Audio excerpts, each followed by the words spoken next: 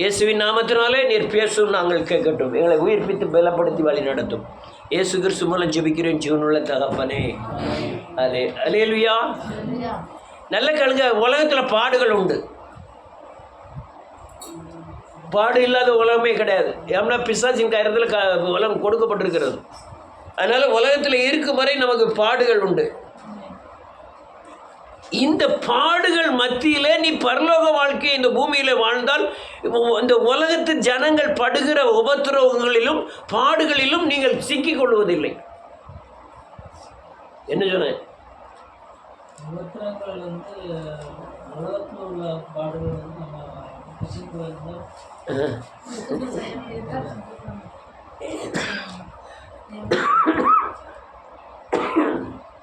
சரி, 2 மணிக்கு இருந்துச்சு. அதுக்கப்புறம் கர்த்தாவே ஸ்தோத்திரம் ஆண்டவரே, நன்றியோடு கூட துதிக்கிறேன். இல்லை, இந்த உலகத்தின் பாடுகள், இந்த உலக ஜனங்கள் படுகிற பாடுகளில் நீங்கள் அகப்படக்கூடாதுங்கிறதுக்காக பேசிக்கிட்டு இருக்கேன். உலக ஜனங்கள் படுகிற பாடு வேற, கிறிஸ்துவ ஜனங்கள் படுகிற பாடுகள் வேற. உலக ஜனங்கள் படுகிற பாடுகளில் அவர்களுக்கு விடுதலையே சமாதானமாக இல்லை. ஆனால் கிறிஸ்துக்குள்ள படுகிற ஒவ்வொரு பாட்டின் மத்தியிலும் கூட உலகம் தரக்கூடாத தேவ சமாதானத்தினாலே நிரம்பி இருப்பாய். அது எப்படியா முடியும்? அவன் சொல்ல, உபத்திரத்தை குறித்து நான் மேன்மை பாராட்டுகிறேன். நான் பலவீனனா இருக்கும்போதே எப்படி இருக்கேன்? பலவானா இருக்கிறேன். குறைவுள்ளவனாக இருக்கும்போதே நான் நிறைவுள்ளவனாக இருக்கிறேன். இந்த தன்மைக்கு ஒரு கிறிஸ்தவன் உருவாக்கப்பட வேண்டும்.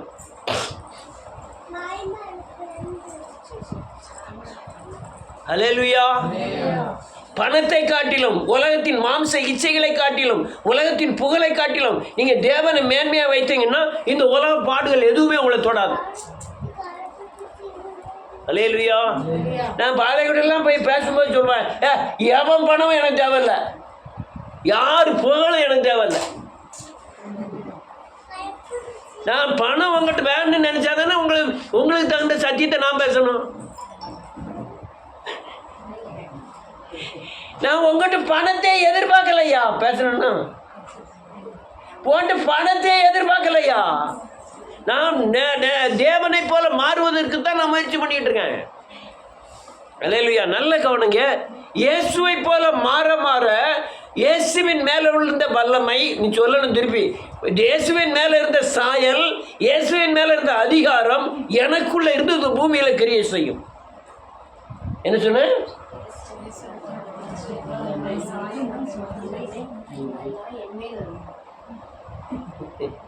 நான் இயேசுவை போல மாறணும். இயேசுவை போல மாறும்போது இயேசு மேல் இருந்த மகிமை, இயேசுவின் மேல் இருந்த வல்லமை, இயேசுவின் மேல் இருந்த அதிகாரம் இந்த பூமியில் உள்ள பிசாசின் மேலே செலுத்துவதற்கு எனக்கு கொடுக்கப்படுகிறது. அதுதான் கிறிஸ்துவ ஜீவியமே தவிர இந்த மத சாயல் பூசியெல்லாம் ஒன்றுக்குமே ஆகாது. நான் கிறிஸ்துவனாக இருந்தால் இந்த உலகத்தில் ஜெயமாய் வாழணும். நான் அக்கினி ஊடையில் நடந்தாலும் எனக்கு கூட ஒரு ஆள் நடக்காரு. சிங்கத்தின் நடுவில் இருந்தாலும் அந்த சிங்கத்தின் வாயை கட்டுவதற்கு ஒரு ஆள் நிற்கிறார். நான் வனாந்திரத்தில் இருந்தாலும் அங்கே தண்ணீரை கொடுக்கவும் அப்பத்தை கொடுக்கவும் தேவன் இருக்கிறார். இந்த உலக வாழ்க்கை இந்த காரியங்களோடு ஒப்பிடப்படுகிறது. அதனால இந்த பூமியில் வாழும் வரை இந்த ஜனங்கள் நரற்படும் வேதனையில் நீங்கள் அகப்படக்கூடாதுங்கிற. கடல் மேலாம் நடக்க, ஆனால் உங்க கூட நடக்க தேவன் இருக்கிறார். அல்லேலூயா. வனாந்தரம் தான், வழிகள் திறக்கப்படும். அவாந்தரங்களில் ஆறுகள் உண்டாகும். இந்த காரியங்களுக்கு நீங்கள் தேவ மகிமையும் வேண்டாம், வேதவசனமும் வேண்டாம், ஜெபமும் வேண்டாம். வேதவசனம் சொல்லபடி நடக்க மாட்டேன்னு சொன்னால் நரற்படும் வேதனையில் தான் நீங்கள் சங்கடப்பட்டுக்கிட்டு இருக்கணும். உலகத்தில் நான் இன்னொன்று சொல்லிட்டா, உலக மனிதர்கள் படாத அநேக பிரச்சனைகள் உங்களுக்கு வரும். இல்லையா? அப்புறம் எதுக்கியா இது? உலக மனுஷர் படாத வேதனைகள் உங்களுக்கு வரும். அதே மாதிரி உலக மனுஷர்கள் விடுதலை அடைய முடியாத, விடுதலை அடைந்திராத விடுதலையை நீங்கள் சுதந்திரிப்பீர்கள். அல்லேலூயா. நீங்கள் அல்லேலூயா. உலக மனிதர்கள் அடையாத ஒரு விடுதலையை சுதந்திரித்து அது ஆயுள் முழுக்கதுக்கும் இப்படியெல்லாம் கர்த்தர் காத்தாருங்கிறத இருதயத்திலிருந்து சமாதானத்தோடு ஓடிக்கொண்டிருப்பீர்கள். கிறிஸ்துவ ஜீவமே இந்த பூமிக்குரியது அல்ல. கிறிஸ்துவ ஜீவனம் தேவனோடு நடக்குது, தேவ சத்தத்தை கேட்டு நடப்பது, பரலோக வாழ்க்கை, பூமியில் வாழ்வது, என்னுடைய அதிகாரமும் என்னுடைய பாதுகாப்பும் என்னுடைய அல்லது ஆகாரமும் பரத்திலிருந்து எனக்கு கிடைக்கும். அல்லேலூயா. வருகிற காலங்கள் பாருங்க, ஏமாண்டி எந்த பைசா எனக்கு தேவையில்லை. அல்லேலூயா. சத்தியத்தை சத்தியமா சொல்லணும்னு நினைச்சிருக்கேன். வந்து பார்த்தான் நீங்க போறேன். அல்லேலூயா. உபத்திரவங்களா உண்டு, ஆனா விதவிதமான உபத்திரவங்கள், ஆனா அதிசயத்தக்க விதமாய் விடுதலை. நம்ம கிட்னி பிரச்சனை வந்தது, அதிசயத்தக்கமான விடுதலை. கேன்சர் பிரச்சனை வந்தது, அதிசயமான விடுதலை. சும்மா கையை உதறணுமையா போன மாதம் குளிச்சுட்டு கண்ணில் சோப்பு விழுந்துட்டு, சோப்பை எடுக்கணுமேன்ட்டு டக்குன்னு இப்படி தொடச்சா கையில் எல்லாம் சோப்பு இருந்து இப்படி உதறதான் செஞ்சேன். சொடக்குன்னுது, புசு புசுன்னு இவ்வளோ தூரம் வீங்கிட்டு. அவன் உடனே இந்த பனிக்கட்டி கொண்டு வச்சு பனிக்கட்டி வச்சு வச்சான். ஐஸ் கட்டி இங்கே இப்போ ஐஸ் கட்டின்னு சொல்லுவாங்களோ.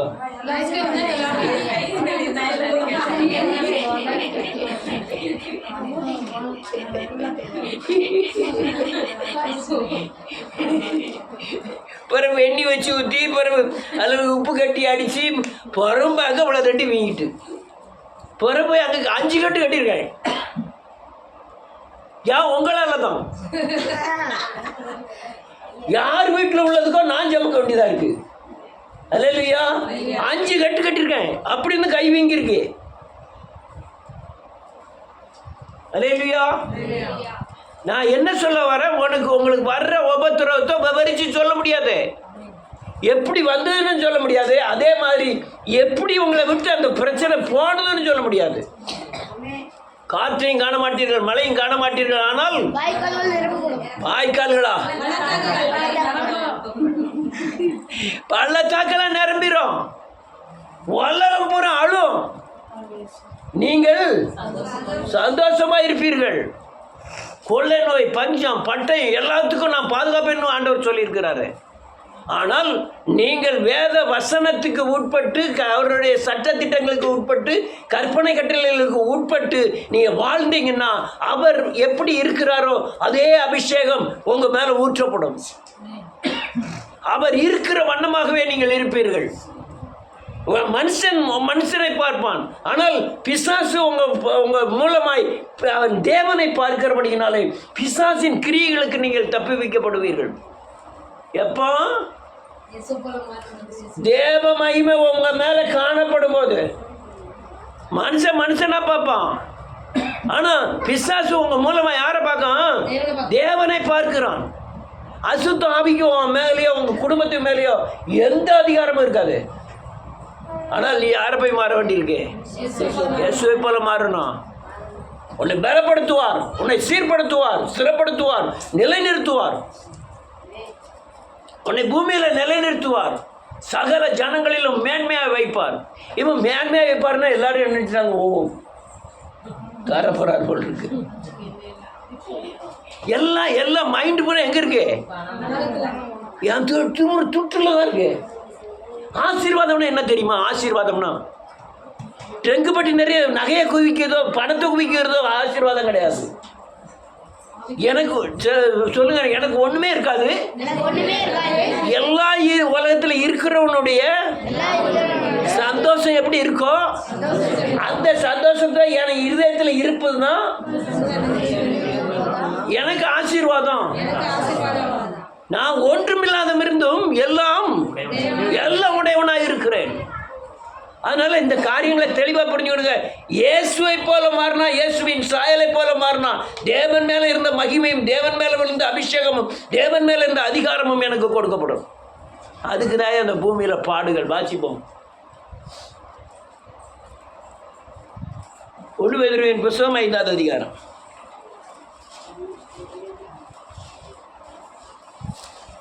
பத்தாவது வசனம். ஒரே பேதுருவை தான் பார்க்கணும் இன்னைக்கு.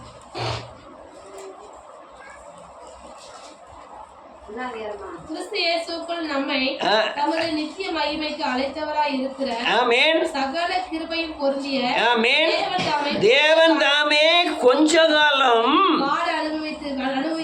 அனுபவிக்கிற உங்களை சீர்படுத்தி ஸ்திரப்படுத்தி பலப்படுத்தி நிலைநிறுத்துவாராக. அல்லேலூயா. வேதம் சொல்லுது, அல்லேலூயா, நித்திய மகிமைக்கு அழைத்தவர். அவருக்குள்ள நடந்து மகிமை மேல் என்ன செய்யறோம்? மகிமை பெறுகிறோம். கிருபை மேல் கிருபை பெற்று மகிமை மேல் மகிமை பெறுகிறோம். கேளுங்க. நான் இயேசுவை போல மாற மாற தேவ மகிமை என் மேல கூட கூட என்னுடைய பிரகாசம் வெளிப்பட்டுக்கிட்டே இருக்கும். அல்லேலூயா. நான் வேதவசனத்தை கை கொண்டு பழைய மனுஷனை அழிக்க புதிய மனுஷன் எனக்குள்ளே புதிய மனுஷனாகிய பிந்தின் ஆதாமிய இயேசுவை போல நான் மாற இயேசுவின் மேலே இருந்த மகிமையின் சாயல் என் மேல் காணப்பட அல்லேலூயா, இந்த பூமியில் என்னால் செய்யக்கூடாத காரியம் ஒன்றும் இராது. அல்லேலூயா. மகிமை அல்லேலூயா. இயேசுவின் சாயல் தான் தேவ மகிமையை வெளிப்படுத்தும். இயேசுவின் சாயல் அல்லேலூயா. நாம் இயேசுவின் வசனத்தின்படி அநேகர் அந்த பலத்துக்கே வரல. உன் வீட்டு காரியம் பயங்கர பிரச்சனை உனக்கு மோதுது, ஆண்டவரை நம்பி நீ மௌனமாக இருக்க கற்றுக்கொண்டீங்கன்னா சரியான வழியில் உங்களை நீங்கள் நடந்துறீங்கன்னு அர்த்தம். அது எந்த பாரமும் உங்களை தொடக்கூடாது. அல்லேலூயா. வேத வசனத்தின் அடிப்படையில் கர்த்தர் என்னை நடத்துகிறார், எந்த காரியங்களை என்னை தொடாதுங்கிற பலத்தோடு இந்த பூமியில் வாழ கற்றுக்கொள்ள வேண்டும். நீங்கள் இயேசுவை போல மாற உங்களுக்கு உள்ள அதிகாரமும் உங்களுக்குள்ளே கமாண்ட்ஸ்மெண்ட்டும் அல்லையா உங்களுக்குள்ளே ஆலோசனைகளும் உங்களுடைய பலனும் பரத்திலிருந்து வர ஆரம்பிக்கும். இந்த பூமியில் நீங்கள் வாழும் பொழுது உங்களுக்குள்ள எல்லா ஆலோசனைகளும் எல்லா அல்லையா அறிவுகளும் எல்லாருடைய பாதுகாப்பின் தன்மைகளும் எங்கேருந்து வரும்? பரத்திலிருந்து வரும். நன்மையான எந்த ஈவும் பூரணமான எந்த வரமும் ஜோதிகனின் பிதாவின் இடத்திலிருந்து இறங்கி வருகிறது. மனுஷன் செய்கிறதெல்லாம் அழிவுக்குரியது. சொல்லுங்க. தேவன் செய்கிறதெல்லாம் அழியாமையுடையது. தேவன் செய்கிற எந்த காரியமும் என்ன செய்யாதே, அழியாது. இப்போ நித்திய மகிமைக்கு நம்ம அழைத்திருக்கிறார். அந்த இதுக்கு வாங்க.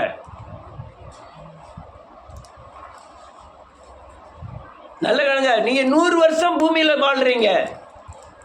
ஒரு 50 வருஷத்தில் நீ இயேசுவை போல மாறிட்டீங்க. மிச்சம் இருக்கிற 50 வருஷத்துக்கு நீங்கள் பாடுபட வேண்டிய அவசியமே இல்லை. பாடுகள் உண்டு. அதை மேற்கொள்ளக்கூடிய விசுவாசமும் அதை மேற்கொள்ளக்கூடிய பரிசுத்தமும் அதை மேற்கொள்ளக்கூடிய சத்தியத்தின் ஆலோசனையும் உங்களுக்கு கிடைக்க ஆரம்பிச்சிடும்.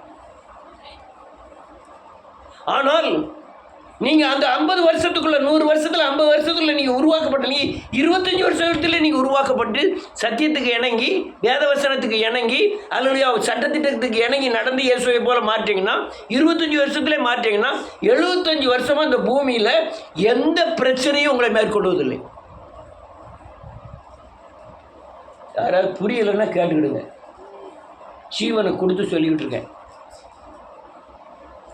அல்லேலூயா. இப்போ என்ன ஆயிட்டு? அல்லேலூயா. 50 வெள்ளிக்காசுக்கு மன்னிக்கப்பட்டவர்கள் 100 வெள்ளிக்காசு மன்னிக்கப்பட்டவர்கள் 50 வெள்ளிக்காசு கொண்ட அல்லேலூயா அன்பு கொடுத்தால் மிச்சம் 50 கரையும் கட்டி ஆகணும். அல்லேலூயா. நீங்கள் சிலர் என்ன செய்கிறாங்க? 75% கிருபைகளை பெற்றுட்டு 75 வருஷத்துக்கு கிருபையை பெற்றுட்டு இயேசுவை போல மாறாமல் உலகத்தை சார்ந்து பாரத்தை சுமந்துக்கிட்டே இருக்காங்க கடைசி வரையும். கேட்டால் எனக்கு வசனம் தெரியல, எனக்கு அறிவு இல்லை. இதுக்கெல்லாம் பெரிய அறிவெல்லாம் தேவையில்லை. ஆமென். ஏன் அறிவு தேவையில்லைன்னா வசனம் எனக்கு தெரியாதான். யார் போதிக்கிறவர்? யாரு? உங்கள் வேலையே கிடையாது வசனத்தை போதிக்கிறது. நீங்கள் உங்கள் வேலை இணங்குறது மட்டும்தான் வேலை. சகல சத்தியத்திற்குள்ளும் யார் நடத்துவா? ஆவியானவர் நடத்துவார். இப்போ அநேகருடைய தன்மைகளை தான் நான் பார்க்குறேன். நான் 25 வருஷத்தில் உருவாக்கப்பட்டேன்னா என் ஆயுசு நாட்கள் 100 வயசுனா 75 வருஷங்களில் வருகிற பிரச்சனைகள்லாம் வசனத்தின் அடிப்படையில் இயேசுவை நம்பி ஜெபம் பண்ணி பரிசுத்தமாகி நான் ஜெயிச்சுட்டு போயிட்டே இருப்பேன். ஆனால் நான் மாட்டோம் என்று எதிர்த்து நிற்பார் பட்டயத்துக்கு அந்த அந்த பட்டய வசனம் என்ன தண்டனை கொடுக்கும் அதை வாங்கிக்கிட்டு நம்ம போயிட்டே இருக்கணும்.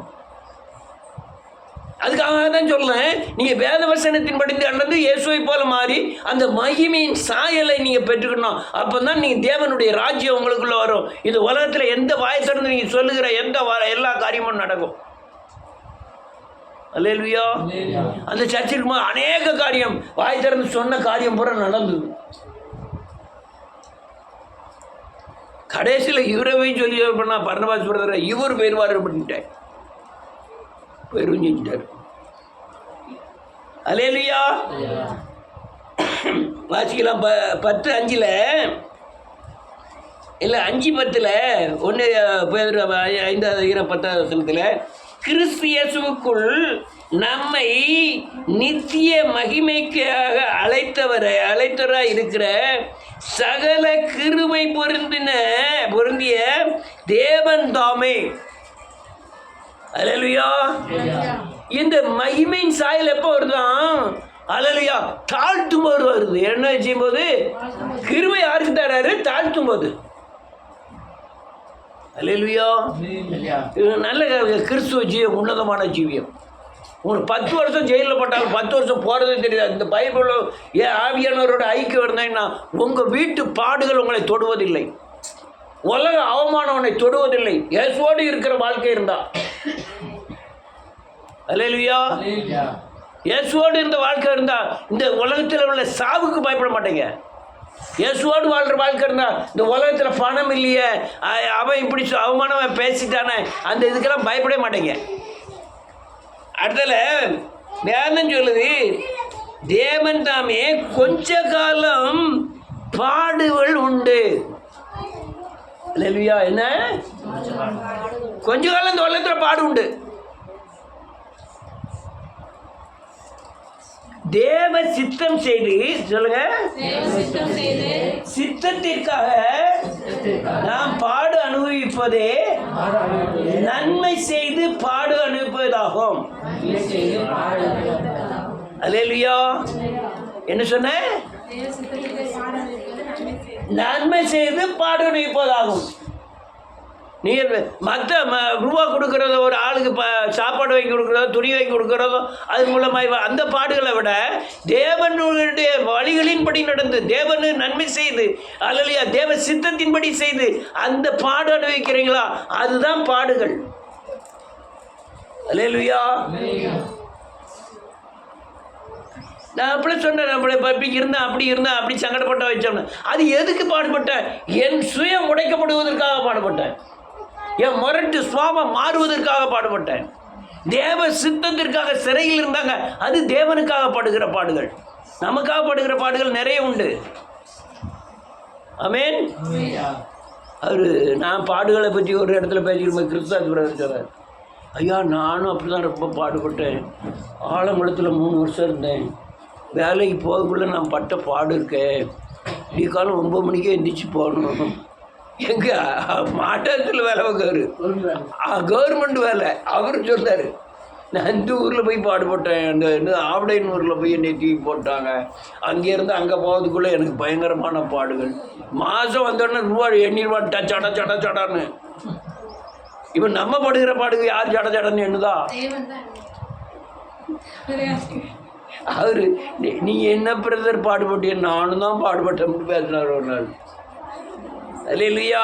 ஒரு வசனத்தை வாசிப்போம். அதே அதிகாரம் 3, அதே 1 பேதுரு 3வது அதிகாரம் 17வது வசனம்.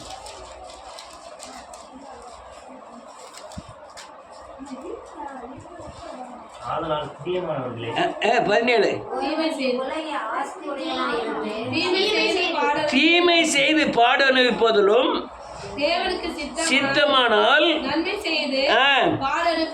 மேன்மையாயிருக்கும்.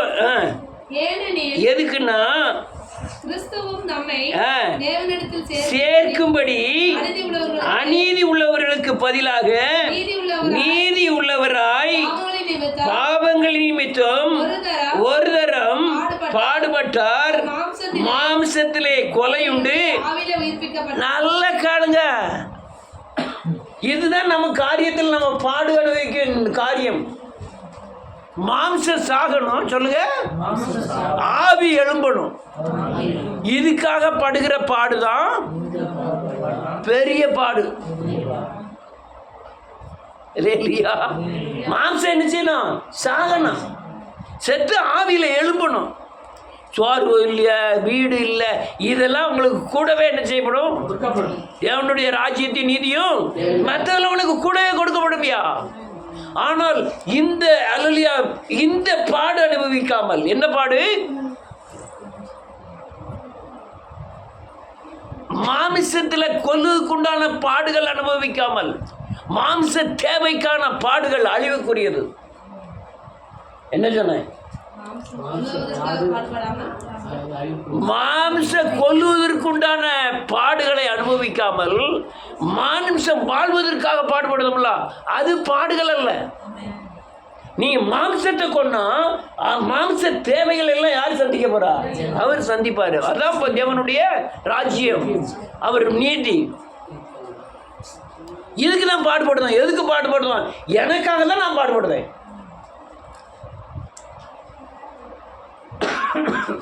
ஒரு மனுஷன்ட்ட இருந்து ஒரு கோப குணத்தை எடுக்கிறதுக்கு அவர் படுத்துற பாடு இருக்க, ஒரே நேரத்தில் டக்குன்னு கோபத்தெல்லாம் என்ன செய்ய மாட்டேங்கான், விட மாட்டேங்கான். அவனுக்கு தெரிய மாட்டேங்குது. 1000 தடவை சத்தியத்தை கட்டாலும் அதே கோபத்திலையும் அதே இச்சையிலையும் அதே போராமையிலும் தான் இருக்கிறான். நான் நேற்று தான் சொன்னேன்னு நினைக்கிறேன், இயேசுவின் நாமத்தினால இது போகணுங்க காட்டி செய்தியில் இருக்கணுங்க காட்டி சொல்கிறேன். நீங்கள் கல்யாணம் முடிக்கிறதுக்கு முந்தி ஆணோ பெண்ணோ வேற யார்ட்டையாவது தொடர்பு இருந்ததுன்னா உங்கள் வாழ்க்கையில் உள்ள உங்கள் பிள்ளைகளுக்கு அந்த அந்த களத்திர நாசம் உண்டாகும். கணவன் மனைவிக்குள்ள இருக்கிற ஐக்கியத்தின் நாசங்கள் உண்டாகும். அங்கே சகோதரிமார்கள் தான் அதான் ஓப்பனாக சொல்லுவேன். நீ அநேகரை பார்த்துருக்கிறேன். நான் தாயும் தாப்பனும் தாறுமாறாக நடப்பாங்க, ஆனால் பிள்ளைகள் மாத்திரம் பரிசுத்தமாக இருக்கணும்னு நடப்பாங்க. குடியோடி போகுதல் அல்லையா, ஓடி போய் கல்யாணம் முடிக்கிறது அல்லையா, இது பூரா நாசம். இந்த காதல் கல்யாணம்னா என்ன நினைக்கிறீங்க? கெட்டின நாள்ல இருந்து 2 பேரும் ஒருத்தருக்கு ஒருத்தர் சந்தேகம், சாகுதலையும் சந்தேகம் தான். அல்லேலூயா. சாகும் தண்ணி அவங்க சந்தேகப்பட்டு தான் சாவாங்க. மாம்சம் என்ன செய்யணும்? கொல்லப்படணும். இதை கொல்லப்படுவதற்கு பாடுபடணும். உடனே எல்லாம் அதை என்ன செய்யாது? போகாது. உடனே எல்லாம் அதெல்லாம் போகாது. ஒரு வீட்டில் சொன்ன சாட்சி நாங்கள் சொல்ல முடியும், ஆனால் அவங்களே பார்க்கறதுனால அவங்க மனசு வேதனைப்படுங்கிறதுக்காக சொல்லலை. தாய் பண்ணுற ஒரு பயங்கரமான தவறுனால மகளுடைய வாழ்க்கை அப்படியே மாறி அப்படியே சீரழிஞ்சதை நான் அந்த ஊழியம் செய்யும்போது அந்த குடும்பத்தை குறித்து பார்த்தேன். அது மாம்சம் கொல்லப்படணும். பாவத்துக்கு செத்து நீதிக்கு பிழைக்கணும். மாம்சம் கொல்லப்பட்டு நான் ஆவியில் எழும்பணும். அதுக்கு தான் இந்த பூமியில் பாடுபடணும். எதுக்கு இந்த பாட கொண்டாருன்னா அவரை போல மாற்றேன். யாரை போல மாற்றேன்? நான் பொய்யை வச்சுக்கிட்டு இயேசுவை போல என்ன செய்ய முடியாது, மாற முடியாது. மாம்ச இச்சையை வச்சுக்கிட்டு, புகழை வச்சுக்கிட்டு, பண ஆசையை வச்சுக்கிட்டு யார் மாதிரி மாற முடியாது. ஐயா நான் பண ஆசையில் தான் இருப்போம்னா என் மாம்சம் நொறுக்கப்படும். நான் இன்னும் பாடுகளில் தான் போய்கிட்டே இருப்பேன். பல வருஷங்களில் பாடுகளில் தான் போய்கிட்டு இருப்பேன். அல்லேலூயா. நான் கண்டதுல இந்த பணம் பயங்கரமான பேயாக தான் கண்டேன். பெரிய பேயில உலகத்தில் பெரிய பேயா தெரியுமா? இந்த ஆவி, இந்த பேயா இருக்கிற ஆவியை கூட நம்ம எல்லாம் நினைச்ச முடியல, பார்க்க முடியல. ஆனால் பணங்கிற பேய் இருக்க, நாங்களே ஒரு 10 லட்சம் 10 கோடி ஒன்று அடிக்க வைக்கிட்டோம். எல்லாருடைய பார்வை எங்க இருக்கும்? பேய். பேய். அது அவன் பணம் வச்சிருக்கவன்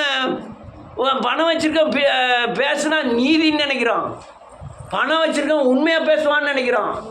அநேக பஞ்சாயத்துக்களை பணம் வச்சிருக்கவனை வச்சு தான் பேச வைக்கிறோம். இது உலகத்தின் தன்மைகள். இங்கெல்லாம் பணம்லாம் செல்லுபடி ஆகாது. இல்லையா? ஒரு இன்ஜினியர் பிரதர் வந்தார், ஸ்ட்ராங்காகவே சொல்ல கேட்டால் காட்டு போகிறார். போய் சோமனெல்லாம் 2000 ரூபா கொடுப்பார். இனிமேல் நான் வேறு சர்ச்சுக்கெல்லாம் போக மாட்டேன், இந்த சர்ச்சு தான் வருவேன், எல்லோரும் மத்தியில் தான் சொன்னார். இதுதான் நான் இன்னுமே எங்கள் குடும்பத்தில் இதுதான் எங்கள் கண்டினியூவான சர்ச்சு. நம்ம கரெக்டாக ஞாயிற்றுக்கிழமை தவிர அங்கே வந்துடுவேன். ஆனால் ஆவியானவர் பேசுகிறாரோ தாமஸ் உட்காருன்னா உட்காந்துடணும், தாமஸ் உட்காருன்னா உட்காந்துடணும் அப்படின்னு. மறுநாளே அவர் கட் பண்ணிட்ட உடனே. அல்லேலூயா. இது பணத்துக்கெல்லாம் அங்கே அடிபடாத. அல்லேலூயா. பாடுகள் பாடுகள் எதுக்கு பாடு? பாடு எதுக்கு? ஒரு சாலையாட்டப்படாது, உண்மையை சொல்லணும். மாம்ச செத்து ஆவியில், ஆமென். பாவத்துக்கு செத்து, அதுக்கு தான் நமக்கு என்னத்தை அனுபவிக்காரு? பாடுமழை அனுபவி. எதுக்கு பாடுவ அனுபவிக்காரு? இயேசுவின் மகிமை நம்ம மேலே என்ன செய்யணும்? காணப்படணும். பிசாசை ஜெயிக்கணும், உலகத்தை ஜெயிக்கணும். இயேசுவை போல மாறினா உலகத்தில் என்ன செய்யலாம்? ஜெயிக்கலாம், பிசாசை ஜெயிக்கலாம். நீங்கள் சமாதானமான வாழ்க்கை வாழணுமா? இயேசுவை போல மாறணும். அவர் மகிமை, நித்திய மகிமைக்குள்ள நுழையும்படியாக தான் கிருபையின் தேவன் இதெல்லாம் செய்கிறார். அல்லேலூயா. நான் ரொம்ப பார்க்கறதுக்கு நேரம் இல்லை, அடுத்தால பார்ப்போம். அடுத்தால சோத்திரம் ஆண்டவரே. அதே 1 அதிகாரம் 15வது வசனம்.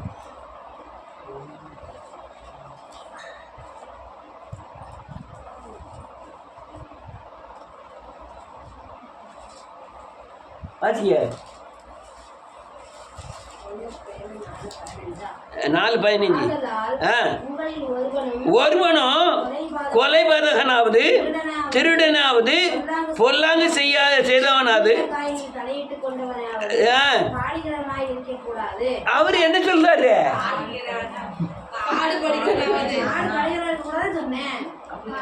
சொல்லல, அங்க பிரிண்டிங் ஆயிருக்கு. நாளை இப்படியாலும் போட்டு பார்த்தாலும் டக்குன்னு சொல்லணும், டக்குன்னு சொல்லணும். அதில் கேளுங்க கேளுங்க. இதுதான் நான் அப்படியே சொன்னது. நான் மாட்டான்னு சொல்ற வேலை பார்த்துக்கிட்டு நான் பாடம் நிற்கிறேன்னு சொன்னார்ல, அந்த பாடம் தான் இங்கே எழுதியிருக்கு. நான் கொலை செய்து பாடு அனுபவிச்சேன், கொள்ளையடிக்கிறதுக்கு பாடுபட்டேன். இந்த பாடுக்கும் ஆண்டவருடைய நீதி நடப்பிக்க உண்டான பாடுக்கும் சம்மந்தமே கிடையாது. இது பேய்க்காண்டவன பாடுகள், இது அநீதி நிறைந்த பாடுகள். ஆமென். ஐயா, நான் அப்படி தான் கஷ்டப்பட்டு தான் வேலை செஞ்சு சம்பாதிப்பேன் அப்படின்னா அது உங்கள் விசுவாசத்தின் பலன். அது நீங்கள் நெத்தி வேர்வை கீழே சிந்து வரை அது சாபத்தின் தன்மை. வேலையை செய்யப்படாதா? அப்போ வெற்றி வேர்வை சிந்தாத அளவுக்கு என்ன வேலை செய்யும்? நடந்தாலே வெற்றி வேர்வை சிந்து.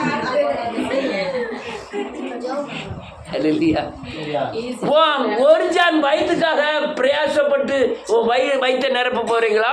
ஆண்டவரை விசுவாசிச்சு அதை உங்க வயிறை நிரப்ப போறீங்களா? நீங்க 10 நாள் செய்கிற வேலையை அவர் 10 வருஷத்துக்கு அதே வச்சு உங்களை போஷிக்க முடியும். நீங்கள் 30 நாள் வேலையை ஓவர் டைம்லாம் 35 நாளாக பார்த்து 40 நாள் பார்த்தாலும் அது 10 நாளைக்குள்ளே செலவழிக்க வைக்கவும் அவரால். கொஞ்சம் பேரை கொண்டாலும் அநேக பேரை கொண்டாலும் அவர் ரட்சிப்பதற்கு அவருக்கு என்ன இல்லை, தடை இல்லை. நான் பிரயாசம் பயங்கரமான பிரயாசம் படுவேன். நான் அதை அப்படி சாட்சி இப்படி சாட்சி வீட்டை கட்டிடுவேன். மேலே பத்தில் ஒரு 10 ஏக்கரை வாங்கிடுவேன். ஆடு மாடுகளை உண்டா, அதெல்லாம் அந்த உலகத்துக்கு வரணும்னா அந்த சாபம் போகட்டும்.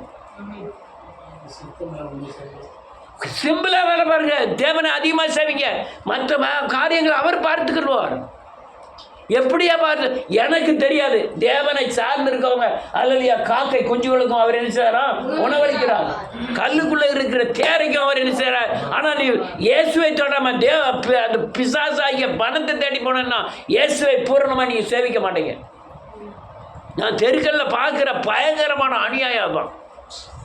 கேனை கட்டிட்டு ஓட்டத்தை பார்த்தா எப்பா கொடிய சாபம், கொடிய சாபம். இந்த 2 ரூபா வடக்காரனை பார்க்குறேன், விடிய காலிருந்து தடை போட்டுக்கிட்டே இருக்கான், கட்டி கொடுத்துக்கிட்டே இருக்கான். மறுநாள் பார்க்க தடை போட்டுக்கிட்டே இருக்கான். பயங்கரமான சாபம். நானும் வேலை பார்த்தேன், உப்பு விற்று கோலப்படி விற்று. ஆனால் நாளைக்கு ஜெபக்கூட்டமாக கட்டு இதோட பெரிய காரியம் என்னென்னா ஒரு பரோட்டா கடை நடத்தினேன். ஞாயிற்றுக்கிழமை தான் பரோட்டா கடையே ஒரு வாரத்தில் ஞாயிற்றுக்கிழமை தான் அதிகமாக ஓடும். அன்னைக்கு தான் வெல்கம் பரோட்டா ஸ்டால் அடைப்பு. ஒரு வாரத்தில் ஞாயிற்றுக்கிழமை மட்டும்தான் அதிகமாக விற்கும். அல்லேலூயா. இதுதான் பணம் வைத்த கழுவ இயேசுவை நம்ப போறியா, பணத்தை நம்ப போறியா? அல்லேலூயா. அநேகர் பிசுக்குதெல்லாம் பார்த்துருக்கேன். அப்படியே இந்த ஒரு 10 ரூபா அந்த கீரை காரிட்டு போய் மல்லாடிக்கிட்டு நிற்பாங்க 2 ரூபாய்க்கு. நீ தாரியா வைக்கிறியா? 2 ரூபா 2 ரூபா 2 ரூபா வாரி இறைத்தும் விருத்தி அடைவாரும் உண்டு, பிசினித்தனம் பண்ணியும் தரித்திரராவரும் உண்டு. நீங்க எவ்வளவுதான் பிசினித்தனம் பண்ணாலும் ஒண்ணுமே நடக்காதாங்க. அது பிசினித்தனம் பண்ணவங்களை பார்த்தா பயங்கரம். அது மாதிரி கேடானது ஒண்ணுமே இல்லை. அல்லேலூயா. அவங்கள பார்க்கும்போது எனக்கு எப்படி இருக்கும் தெரியுமா? நம்ம வேண்டாம்.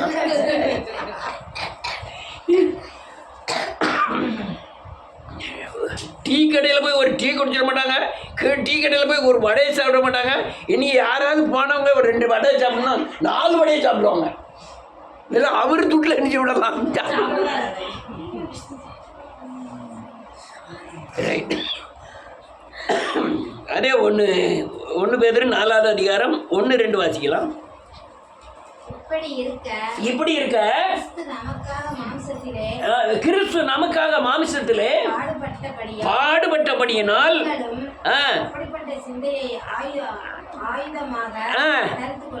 என்ன எழுதியிருக்கு? நீதி அலுவலியம் என்னுடைய மாம்சத்தை சிலுவையில் அறைவதற்கு நான் பாடுபட வேண்டும். அது கிறிஸ்து செய்த பாடு. சொல்லுங்க. அறையப்படுவதற்காக நான் என்ன பண்ணணும்? பாடுபடணும். நான் பொய் பேசிட்டேன்னு எனக்குள்ளே வருத்தப்படணும். ஐயா இந்த தீ என்ன எனக்குள்ள வந்துட்டேன்னு நான் என்ன செய்யணும்? வருத்தப்படணும். நான் இவன்கிட்ட 10 ரூபாய் ஏமாத்திட்டேன்னு என்ன செய்யணும்? வருத்தப்படணும். இது என்ன மாம்சத்துக்கு உண்டான பாடா இல்லைன்னா இந்த அநீதி நிறைந்த பாடா? மாம்சத்தை ஒழிக்க கொண்ட ஆவியின் சிந்தைக்குண்டான பாடுகள். அல்லேலூயா. பாடுகள். துன்மார்க்கம் இதில் ஒருவனும் என்ன செய்ய மாட்டான்? உணர மாட்டான். நீங்க பாடுபடணும்.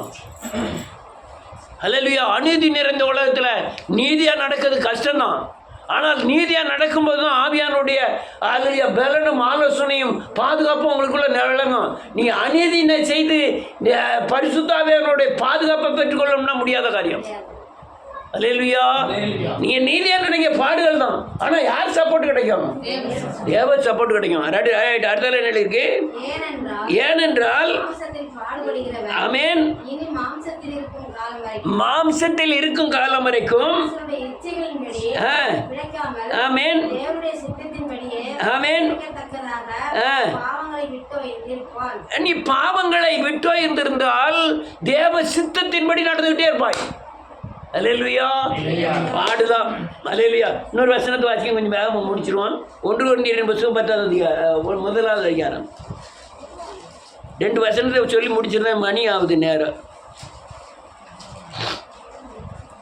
10லேருந்து வாசிக்கலாம். 1வது அதிகாரம் 1 கொரிந்தியர் 1வது 10லேருந்து. சகோதரரே எல்லோரும் ஒரே காரியத்தை பேசவும் பிரிவினைகள் இல்லாமல் ஏக மனதும் ஏக யோசனையும் உள்ளவர்களாய் சீர்பொருந்தி இருக்கவும் வேண்டும் என்று நம்முடைய கர்த்தராகிய இயேசு கிறிஸ்துவின் நாமத்தினாலே உங்களுக்கு புத்தி சொல்கிறேன். ஒரு வசனம் வாசிச்சா போதும். வேதம் சொல்லுது யோக சிந்தை, யோக யோசனை, யோக மனசோட இருக்கணுமா? யோகன்னு எழுதியிருக்கு. என்ன யோகா? ஒன்று தான்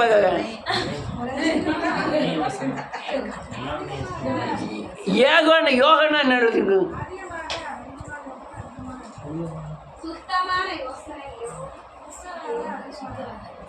ஏகன்னு தான் இருக்கு. யோகா அல்ல, ஏக.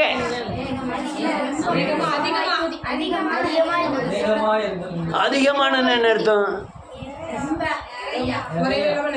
திரும்பவும் அந்த வசனத்தை வாசிப்போம். யாராவது வாசிங்க.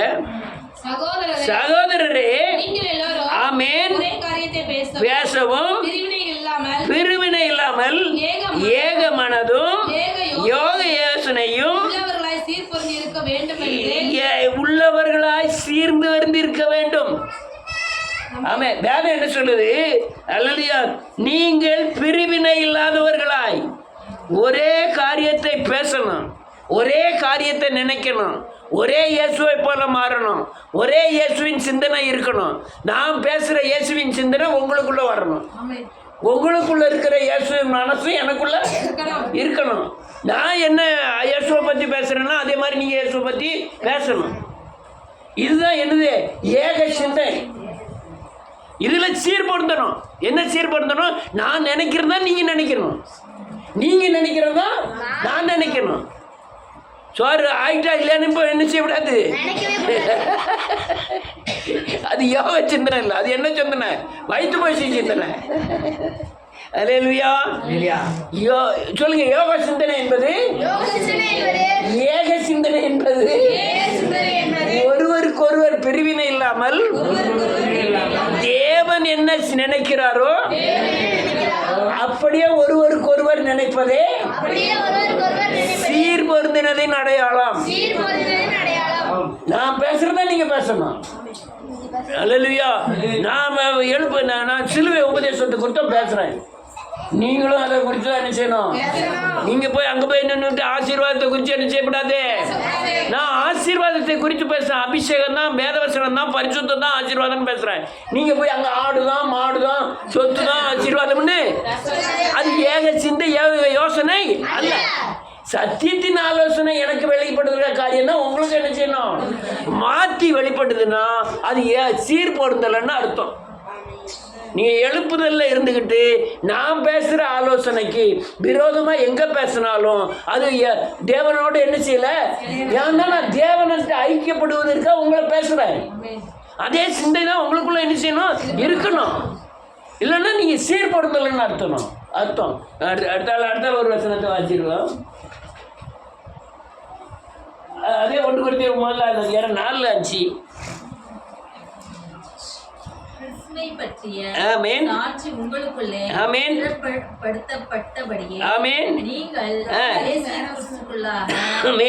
எல்லா உபதேசத்திலும் எல்லா அறிவிலும் மற்ற எல்லாவற்றிலும் சம்பூர்ணம் உள்ளவர்களாக்கப்பட்டிருக்கிறபடியால் அவர் மூலமாய் உங்களுக்கு அளிக்கப்பட்ட தேவ கிருபைக்காக நான் உங்களை குறித்து எப்போதும் என் தேவனை ஸ்தோத்திரிக்கிறேன்.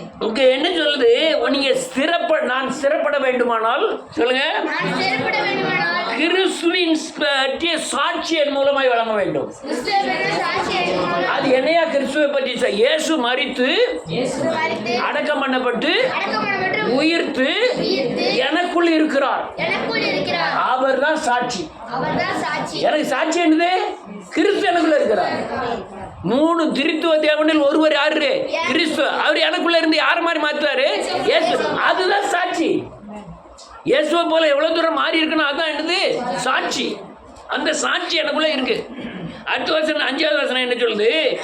நீங்கள் இயேசு கிறிஸ்துக்குள்ள எல்லா உபதேசத்திலும் எல்லா அறிவிலும் மற்ற எல்லாவற்றிலும் பூரணமாக்கப்பட்டிருக்க வேண்டும், சம்பூர்ணமாக்கப்பட்டிருக்க வேண்டும்.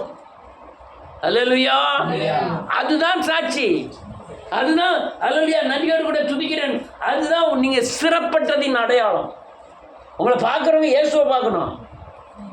நீ வாயிலிருந்து வர்ற வார்த்தையெல்லாம் சத்தியத்தின் ஆலோசனையை வழிபடணும். அல்லேலூயா. ஸ்திரப்படுத்தி கொண்டிருக்கிறார். அடுத்தால என்ன இருக்கு? ஒரு வசனத்தை வாசிப்போம். எபேசியரின் புத்தகம் 6வது அதிகாரம் 10வது வசனம்.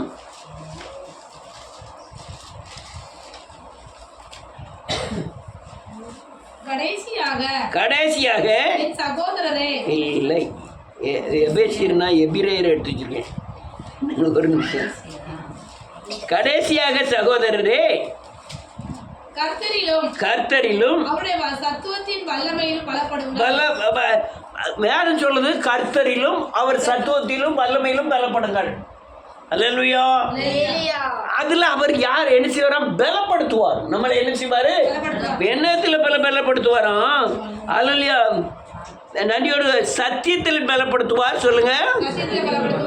அல்லேலூயா. நீதியில பலப்படுத்துவார். சமாதானத்தின் சுவிசேஷத்தில் பலப்படுத்துவார். விசுவாசத்தில் பலப்படுத்துவார். ரட்சிப்பில பலப்படுத்துவார். வேத வசனத்தில் பலப்படுத்துவார். உங்களை பலப்படுத்துவார். எல்லாம் இதெல்லாம் உங்களை பலப்படுத்துவார். நீதியில பலப்படுத்துவார். சமாதானத்தில் பலப்படுத்துவார். வேத வசனத்தில் பலப்படுத்துவார். ஒவ்வொரு அடியும் எதுக்கு தெரியுமா? இதில் பலப்படுத்த. நான் அடிக்கும் போது எங்க போறேன்? தேவன்கிட்ட போறேன். என் பாவத்தை அறிக்கை செய்கிறேன். இயேசுவை போல மாறுறேன். என் அநீதியை விடுதேன். நீதி என்ன செய்யறேன்? தடுத்து கொள்றேன். அதுல என்னை பலப்படுத்துகிறார். என்ன செய்யறாரு? பலப்படுத்துகிறார். பக்கத்து வீட்டுக்கார்ட்ட போய் பேசினா அவ சிண்டு மூட்டி விடுற மாதிரி பேசுவா. அது உங்களுக்குள்ள பலனை உண்டாக்காது, பலவீனத்தை உண்டாக்கும். ஆனால் நீங்க தேவன்கிட்ட போனீங்கன்னா இந்த உலகத்தை ஜெயிக்கக்கூடிய பலத்தை கொண்டு வந்து நமக்கு எடை கட்டி பலப்படுத்துவார். அல்லேலூயா. பயப்படாதே அப்படிம்பாரு. அல்லேலூயா. ஒரு வசனம் உங்களை எங்கேயோ பலப்படுத்திடும். வசனத்தை வாசிக்கணும். நேரம் வேத வசனத்தை வாசிக்கணும். அடுத்த நிலைக்கு ஒரே ஒரு வசனத்தை வாசி முடிப்போம். எபிரேயரின் புத்தகம் 10ஆம் அதிகாரம். நிறைய சொல்ல வேண்டியது நேரம் இருந்ததுனால நேரம் இல்லாதனால முடிக்கிறேன். 9ஆம் வசனத்திலிருந்து. எபிரேயர் 10ஆம் அதிகாரம் 9ஆம் வசனத்திலிருந்து. வருகிறேன் என்று என்ன இரண்டாவதை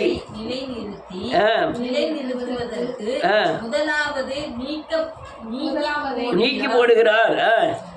இயேசு கிறிஸ்துவினுடைய சரீரம் ஒரே தரம் பட்டதினாலே அந்த சித்தத்தின்படி நாம் பரிசுத்தமாக்கப்பட்டிருக்கிறோம். அன்றியும் எந்த ஆசாரியனும் நாடோறும் ஆராதனை செய்கிறவனாயும் பாவங்களை ஒரு காலும் நிவர்த்தி செய்யக்கூடாத ஒரே வித பலிகளை அநேக தரம் செலுத்தி வருகிறவனாயும் நிற்பான்.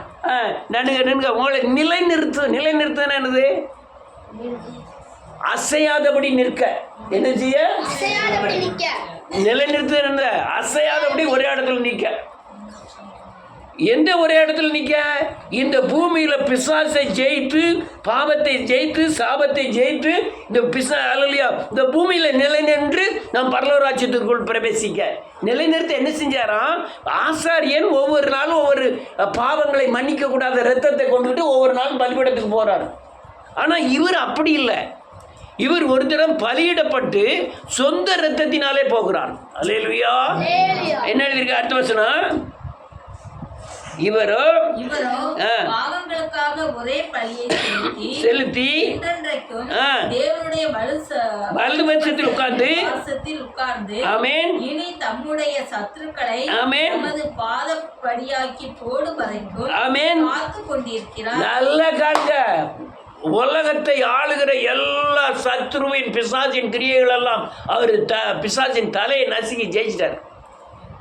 ஜெயிச்சுட்டு பிதாவின் வலது வருஷத்தில் உட்கார்ந்துருக்கார். எதுக்கு தெரியுமா? அவர் சொல்றாரு, இந்த அலெக்ஸ் தப்பு பண்ணிக்கிட்டு இருக்கான், இவனுக்கு ஒரு தண்டனை அனுப்பு, ஒரு பிசாசு குட்டி பிசாசு அனுப்பு. ஆண்டவர் பேசுறாரு, பிதாவே ஐயோ பாவம் சின்ன பையன் தப்பு பண்ணிட்டா, நமக்காக என்ன செய்கிறாரு?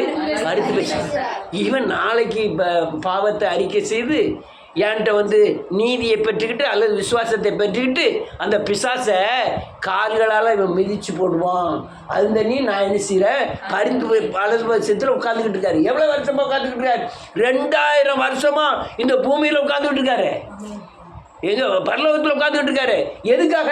நீங்களும் நானும் பிசாசை ஜெயிப்பதற்காக, உங்க காலின் கீழ் மிதிப்பதற்காக அவர் என்ன செய்யறாரு? பிதாவிடத்தில் பரிசு பேசி வலது வருஷத்துல உங்களுக்காக காத்துக்கிட்டு இருக்காரு. அல்லேலூயா. பிதாவுக்கு வலது வருஷத்துல காத்து கொண்டு இருக்கிறார். எதுக்கு தெரியுமா? நீங்க உங்களை பரலோக ராஜ்யத்துல நித்திய மகிமையிலே நிலைநிறுத்த வேண்டும். ஆமென். சபை எதுக்கு? பைபிள் எதுக்கு? நீங்க எல்லாம் மகிமைக்குள்ள போகணும். எங்க போகணும்? 1000 வருட அரசாட்சிக்குள்ள போகணும். நித்திய மகிமைக்குள்ளே போகணும்.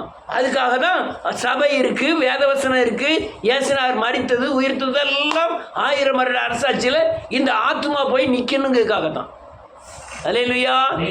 நித்திய மகிமைக்குள்ள நீங்களும் நானும் பிரவேசிக்கும் போது இந்த சரீரத்தோட என்ன செய்ய மாட்டோம், போக மாட்டோம். நம்ம எது போவோம், நம்ம ஆத்மா மட்டும்தான் போவோம். அதை நித்திய மகிமைக்குள்ளே போகிறது தான் பலப்படுத்தி ஸ்திரப்படுத்தி நம்மை நிலைநிறுத்துகிறார். அல்லேலூயா. இவ்வளோ பேரும் பேசியிருக்கேன். இந்த சீடியை போட்டு கேளுங்க, அதுக்கப்புறம் உங்களுக்கு புரியும். திருப்பி அந்த வசனத்தை வாசி முடிக்கிறேன். 1 பேதுருவின் புஸ்தகம் 5வது அதிகாரம் 10வது வசனம். வேற வாசிக்காதவங்க யாராவது வாசிக்கலாம், உறங்குதவங்க வாசிக்கலாம்.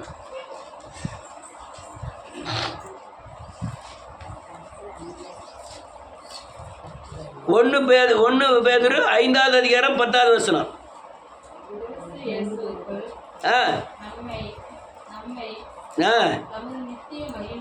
நித்திய மகிமைக்கு அழைத்தவராய் இருக்கிற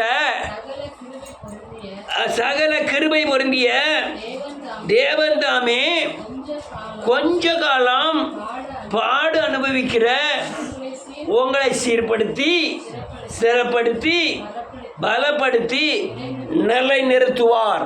அல்லேலூயா. நல்ல காலங்க. சட்டிக்கும் பொட்டிக்கும் தேவனை சேவிக்காதீங்க, அதெல்லாம் உங்களுக்கு கூட கொடுக்கப்படும். இயேசுவை போல மாறி பிசாசம் செய்யுங்க. முதல்ல சாபத்தில் விட்டுட்டு வெளியே வாருங்க. பிசாசை ஜெயிக்கக்குண்டான சகல அதிகாரத்தையும் பெற்றுக்கொள்ளுங்க. நீங்கள் அதெல்லாம் இந்த உலகத்தின் அடுத்த காரியங்கள்லாம் அழிந்து போகக்கூடியது. வேதம் தெளிவாக சொல்லுது, அதெல்லாம் அஞ்ஞானிகள் நாடி தடுக்கிறார்கள். நீங்கள் தேவனையும் தேவனுடைய வல்லமையும் தேடுங்க, மற்றதெல்லாம் கூடவே கொடுக்கப்படும். அல்லேலூயா. கூடவே கொடுக்கப்படும். அதனால் நீங்களாக பிரயாசப்பட்டுனா குச்சி வீடு கட்டலாம். அவராக தந்தாருன்னா மச்சி வீடு கொடுப்பாரு. குச்சி வீடு வேணுமா மச்சி வீடுமா வேணுமா நீங்களே முடிவு பண்ணிக்கிடுங்க.